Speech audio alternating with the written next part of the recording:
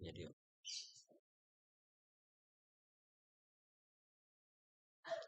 Bismillahirrahmanirrahim. Assalamualaikum warahmatullahi wabarakatuh. Alhamdulillahirabbil alamin wa bihi nasta'inu ala umuri dunya waddin. Wassalatu wassalamu ala asrofil anbiya'i wal mursalin sayyidina wa maulana Muhammadin wa ala alihi washabihi ajmain. Amma ba'du. Yang terhormat Bapak Mujibur Rahman, MSI, selaku dosen pendidikan moderasi Islam, juga teman-teman yang berbahagia.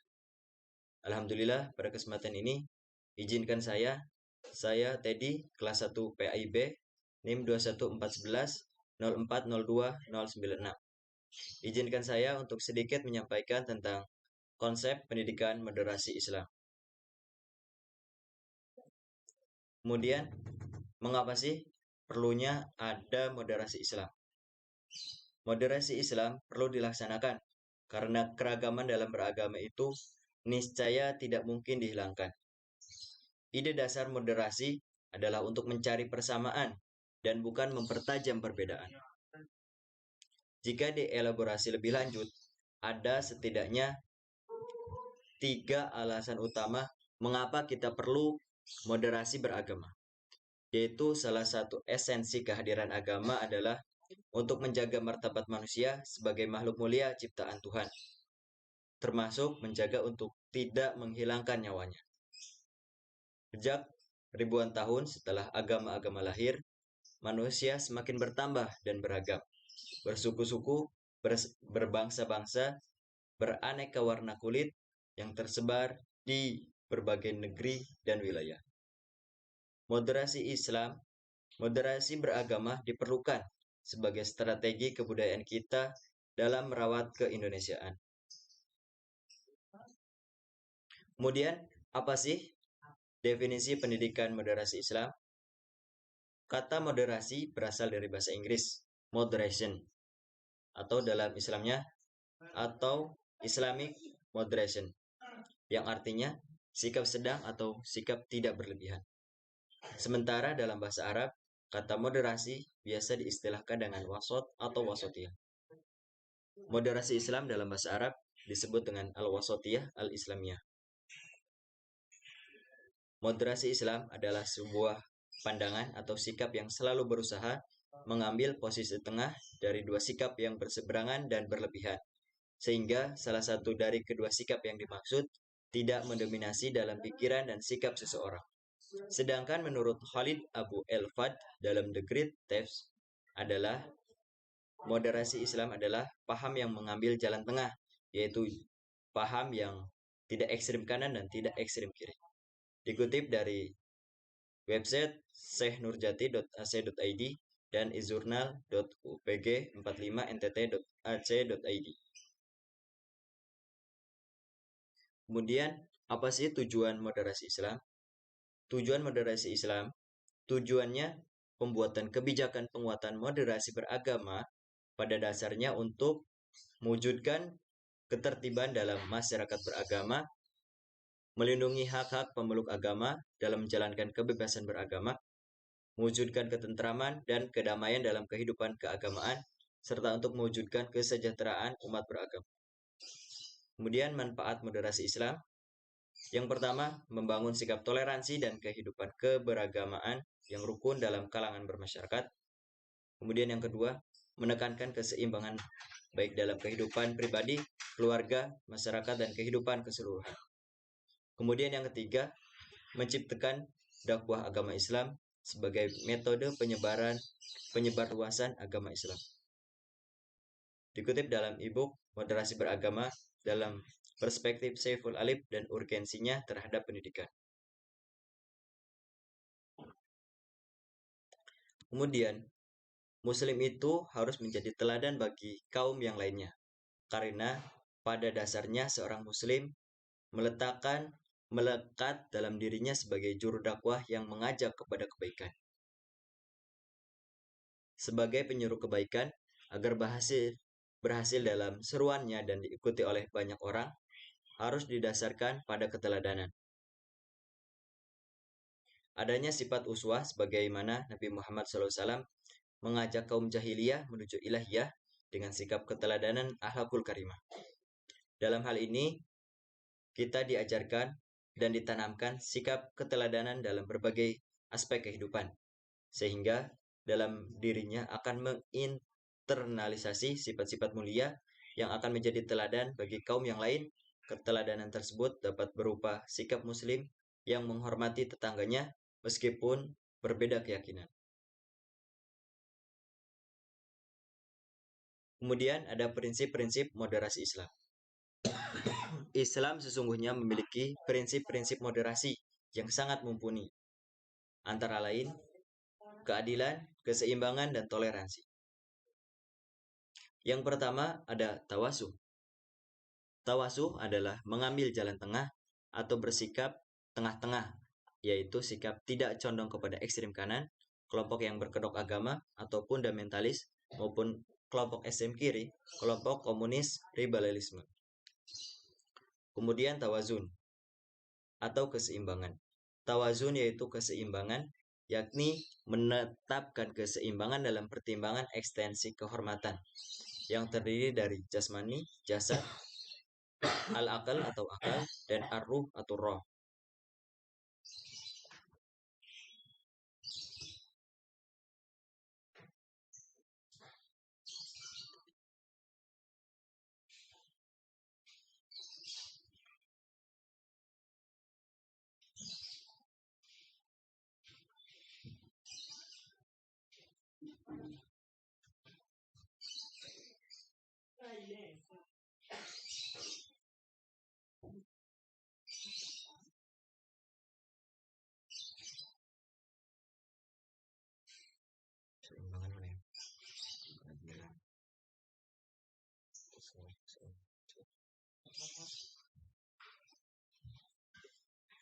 Diajarkan dalam Islam adalah tawazun, yakni menetapkan keseimbangan dalam mempertimbangkan ekstensi kehormatan.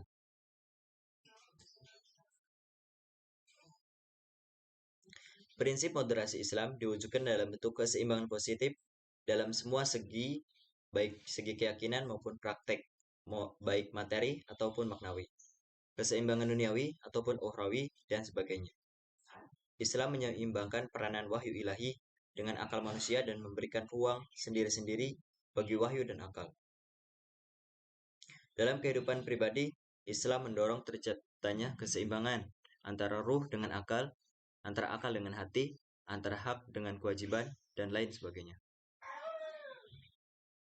Kemudian yang ketiga ada tasamuh atau toleransi.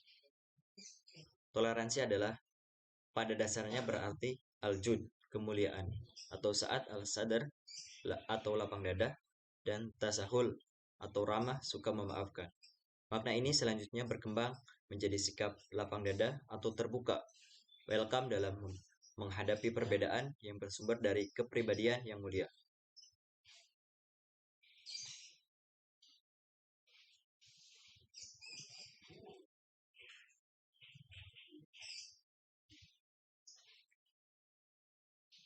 Perbedaan suku, agama, keyakinan, dan latar belakang seseorang bukan untuk saling menghina, tapi untuk saling mengenal.